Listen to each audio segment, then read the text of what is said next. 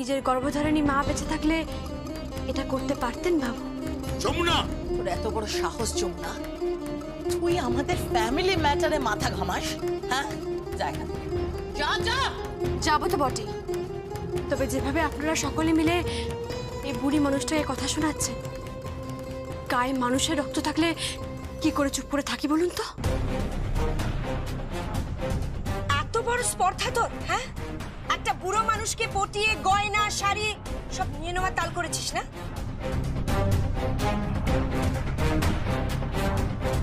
যে হাত ঢাক বাজায় সেই হাত চুরি করতে পারে না।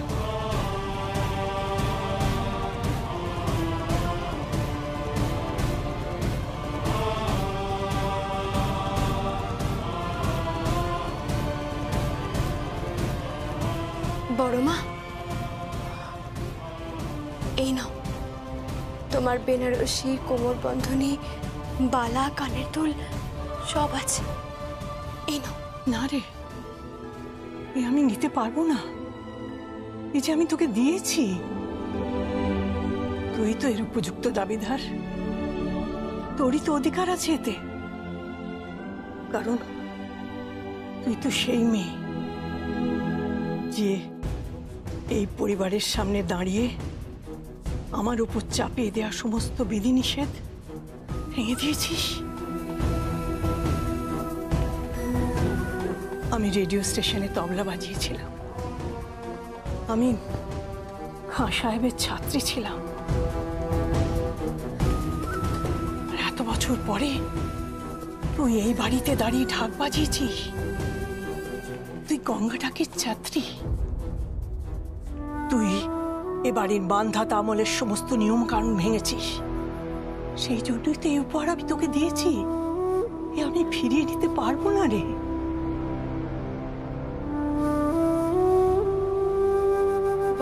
আমি ফিরিয়ে নিতে পারবে না মানে কি বলছো তুমি? আমাকে দাও, দাও।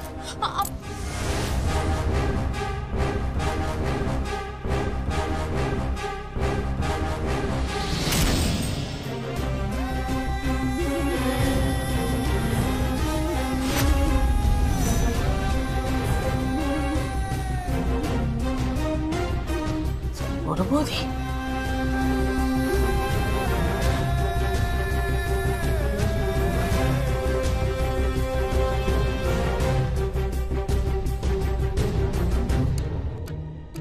তোমরা সবাই যাও এখান থেকে। কিন্তু বড়বতী। রাগিনী, যাও এখান থেকে। দিদি, তুমি কিন্তু এটা অন্যায় করছো। চুপ কর। ন্যায় অন্যায় বোধ আছে তোর? যা এখান থেকে। বড় মামি, তুমি কিন্তু একদম চুপ করো। তুমি পাকা পাকা কথা বলবে না, নিজের সীমার মধ্যে থাকো।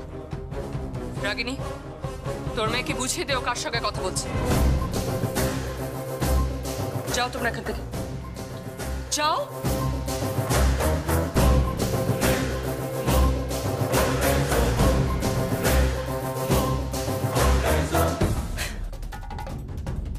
বড় বৌদি, বড় বৌদি, একটা কথা বলি, আমি কিন্তু এই গয়নাগুলো নেব। হ্যাঁ,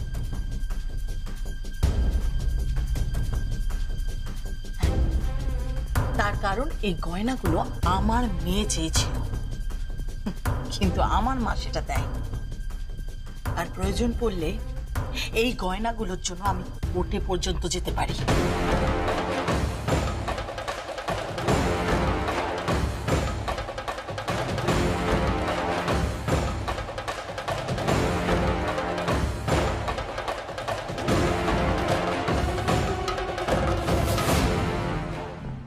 কি করছো তুমি এসব? হ্যাঁ, কি দৃষ্টান্ত স্থাপন করছো? মায়ের সঙ্গে কেউ এভাবে ব্যবহার করে? তার মানে উনি যা করছেন তাতে তুমি সাপোর্ট করছো, প্রশ্রয় দিচ্ছ। কথাটা প্রশ্রয় দেয়া বা না দেয়া নয়। মা বুক ফুটে বলেছেন, দান করতে চেয়েছেন, দান করেছেন। তোমার তো কত আছে, এই কয়েকটা গয়না আর একটা বেনারসি শাড়ির জন্য একজন একজন বুড়ি মানুষের সারা জীবনের সঞ্চয় হয়তো আড়ালে লুকিয়ে রেখেছিলেন কাউকে দেবেন বলে, তো দিয়েছেন। কি হয়েছে তাতে বলো, কি হয়েছে?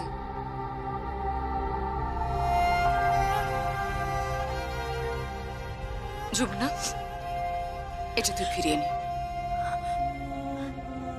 না বড় কর্তা মা, ওগুলো আমি ফিরিয়ে নিতে পারবো না।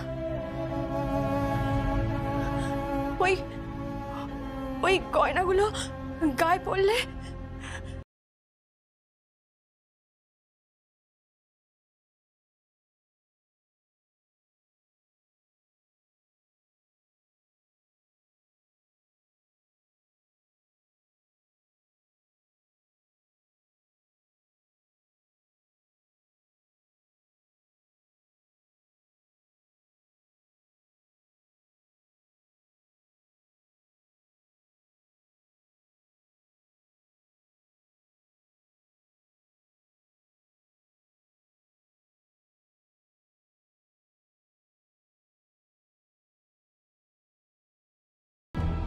দেখো আত্মা অভিমানে কি বলে, কেমন অনায়াসে সবকিছু ফিরিয়ে দিল।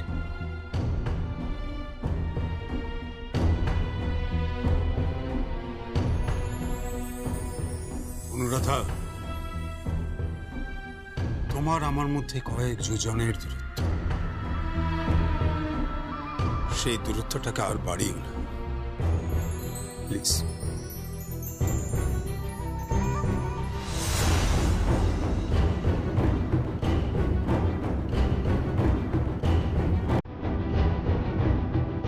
মা নিন ধরো।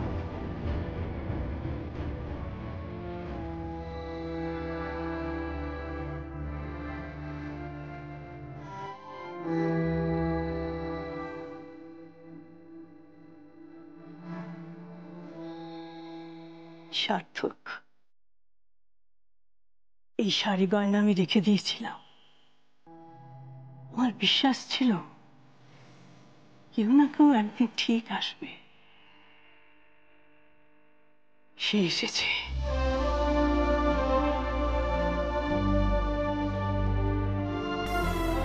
মা একটা কথা বলবো, মায়ে জড়াবেন না মা, ওকে তো চলে যেতে হবে। দশমীর পর টাকা পেলেই ও এই বাড়ি ছেড়ে চলে যাবে। না রে, মনে হয় না। ঢাক দা দিয়ে কুপিয়ে কুপিয়ে কেটেছিল তোর মেয়ে, সেই ঢাক সারিয়ে এনে সন্ধি পুজোয় ও ঢাক বাজিয়েছে। এ নিয়ে যাওয়ার পাত্রী নয়। কিন্তু মা, ও থাকবে কিভাবে? ওকে তো ফিরে যেতেই হবে মা। কি জানি, মন বলছে ও এ বাড়িতেই থেকে যাবে। এ বাড়ির মানুষগুলোকে শিক্ষা দেবার জন্য হয়তো মা দুর্গাই ওকে এখানে পাঠিয়েছেন।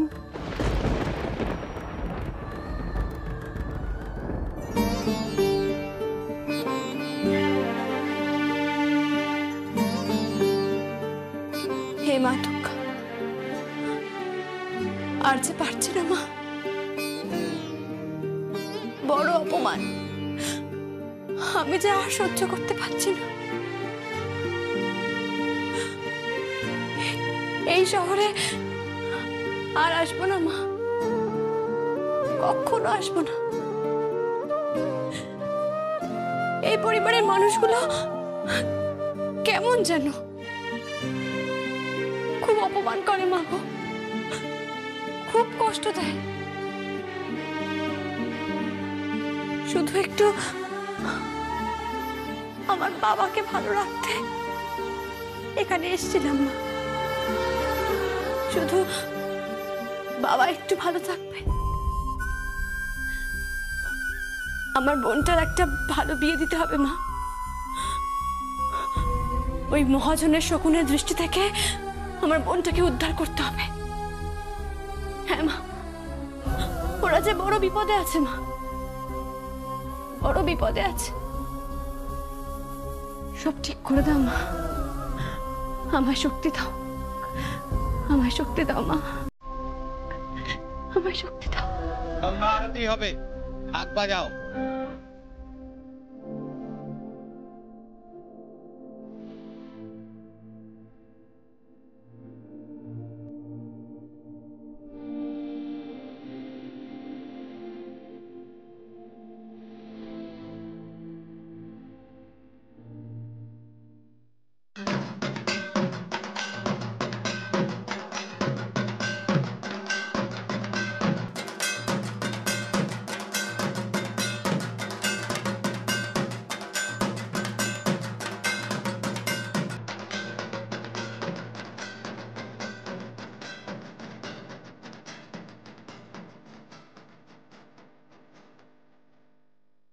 Oh my God! ওই তো মেয়েটা।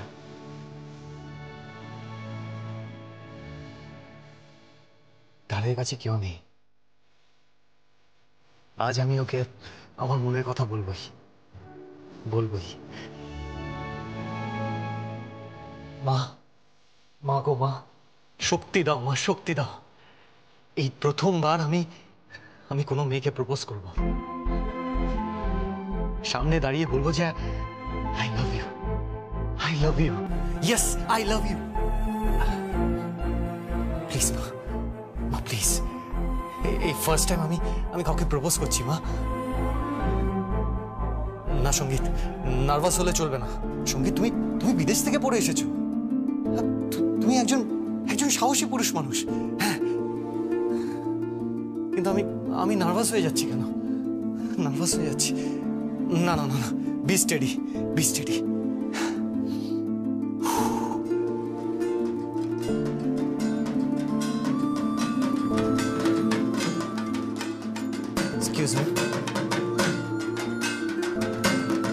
Excuse me.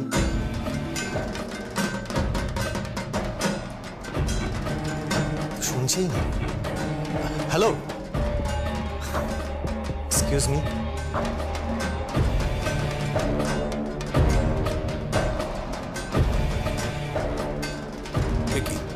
তুই এখানে?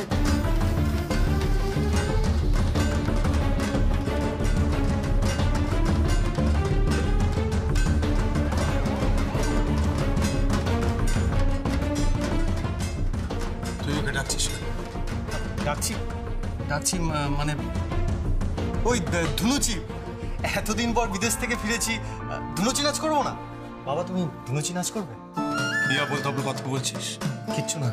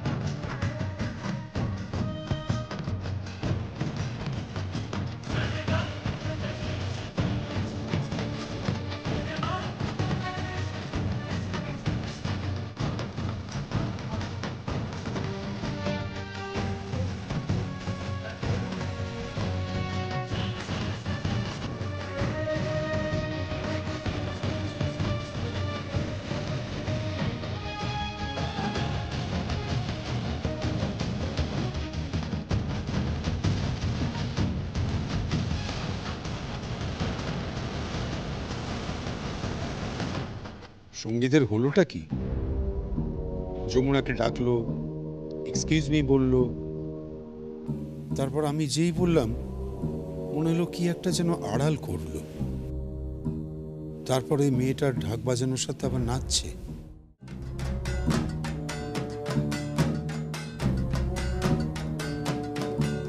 দাদা ভাই, তোকে দিদুন উপরে ডাকছে। কেন? আমি কি জানি, কিছু আর্জেন্ট কথা হবে নিশ্চয়ই। আয়। ঠিক আছে, আমি যাচ্ছি।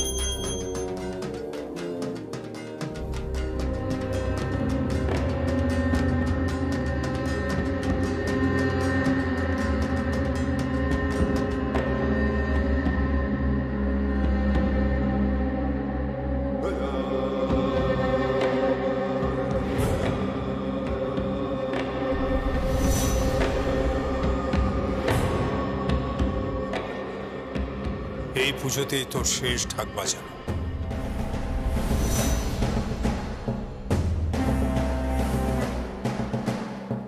এই পুজোতেই তোকে ভাসান দিয়ে দেব।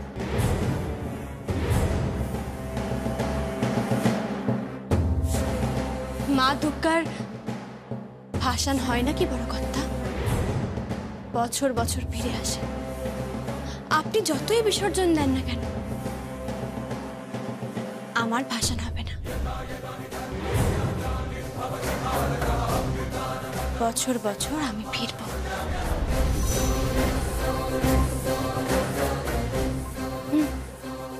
এই যমুনা ঢাকিরা বারবার ফিরে আসবে, বারবার।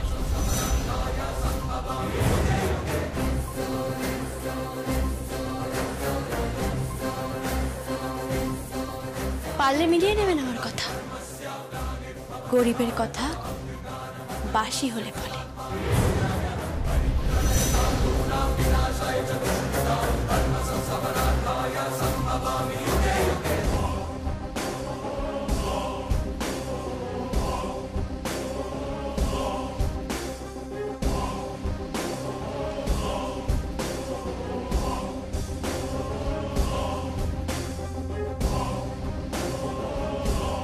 এই যমুনা ঢাকিরা বারবার ফিরে আসবে, বারবার। আমি ডেকেছো আমায়? কি তুমি তুমি শুয়ে আছো কেন? শরীর খারাপ নাকি? বয়স তো হচ্ছে, শরীর তো খারাপ করবেই।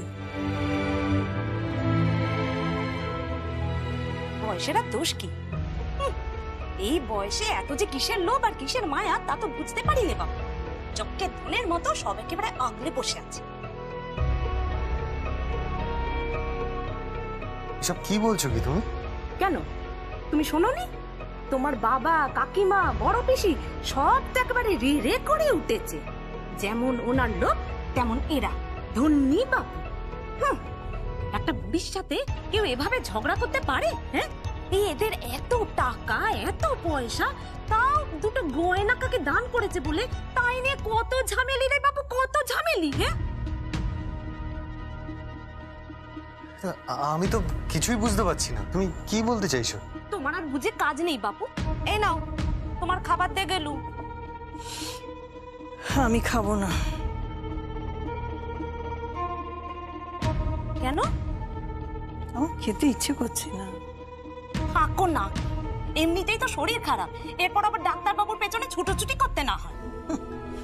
ডাক্তার বুদ্ধি, কবে ওষুধ শেষ হয়ে গেছে সে খবরই কেউ রাখে না।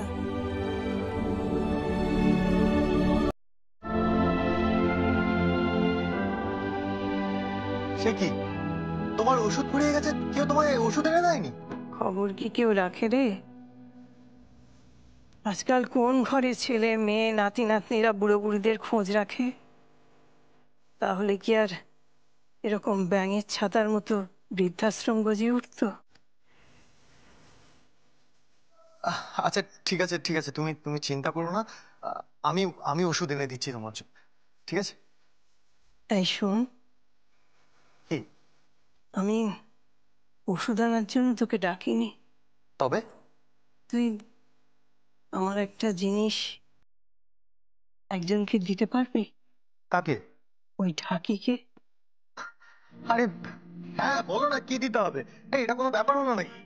দাও আমাকে, দাও, আমি এক্ষুনি এক্ষুনি দিয়ে আসছি।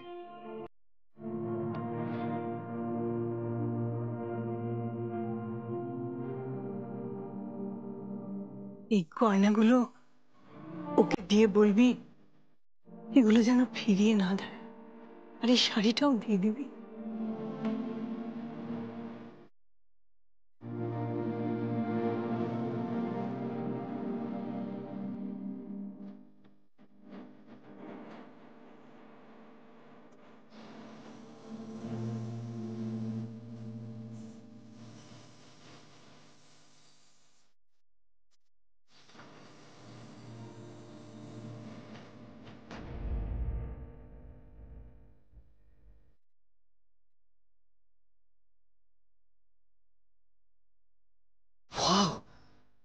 Same to same.